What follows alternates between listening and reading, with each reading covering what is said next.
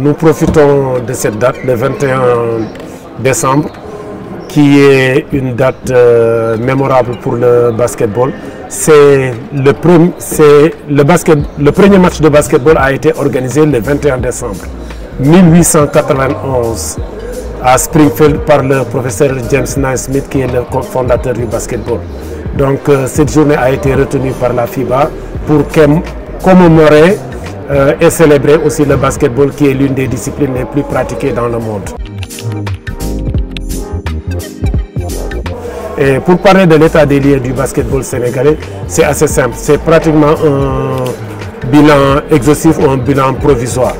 Nous avons eu à organiser un championnat national D1 en garçons et en filles qui est arrivé à son terme avec comme championne la ville de Dakar chez les garçons comme chez les filles. Et parallèlement, nous avons organisé aussi la Coupe du Sénégal. Nous avons organisé avec la Ligue de Dakar la Coupe Saint-Michel et la Coupe du Maire en garçons et en filles. Pour la deuxième division, nous avons eu à organiser des tournois de zone qui ont abouti à un tournoi national de montée en première division. Ce tournoi a vu l'accession en première division chez les garçons deux équipes que sont la Renaissance sportive de Yoff et la base, c'est une équipe de Zak Mbao. Chez les filles, nous avons aussi eu deux équipes, US Polytechnique qui est montée et l'AS Pikin Basket.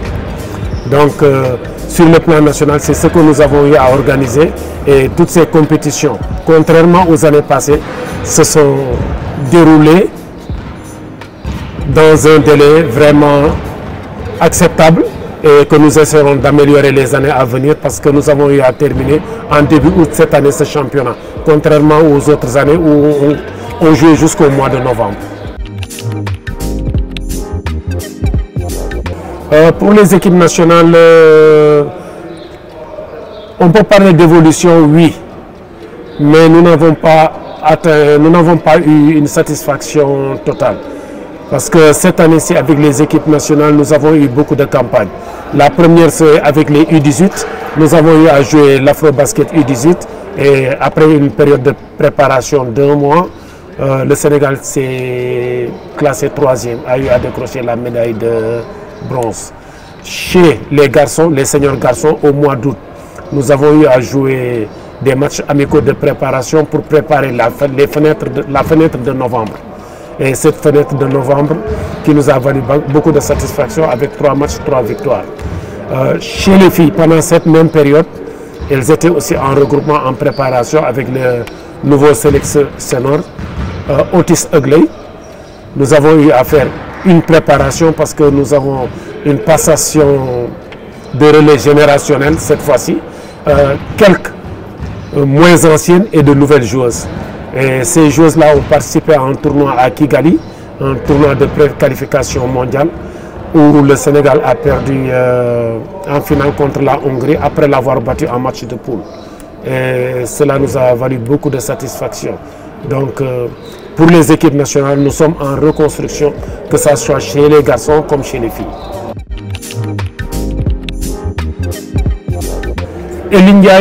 Pour Elie Ndiaye, il sera toujours éligible pour le Sénégal s'il ne joue pas encore un match officiel avec l'Espagne en senior. Les changements de catégorie sont faisables. Donc en tenant compte le paramètre qu'il est né au Sénégal. Il est né au Sénégal, donc ce ne sera pas un binational. Donc s'il est né au Sénégal, même s'il n'a pas un passeport avant les 16 ans, il est éligible à tout moment. Donc la balle est dans son camp et celui du sélectionneur, si le message passe bien, parce que c'est un joueur de qualité, nous avons besoin de toutes les forces vives de la nation pour amener le basket très haut. La porte est ouverte.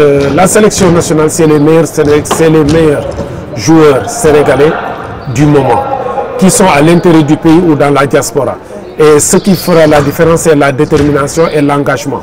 S'il est engagé à vouloir défendre les couleurs du Sénégal, je pense que l'entraîneur, à qui revient le dernier mot, on lui en parlera, fera le nécessaire pour l'intégrer dans ce groupe, parce que c'est un joueur qui joue dans un top club au Real de Madrid.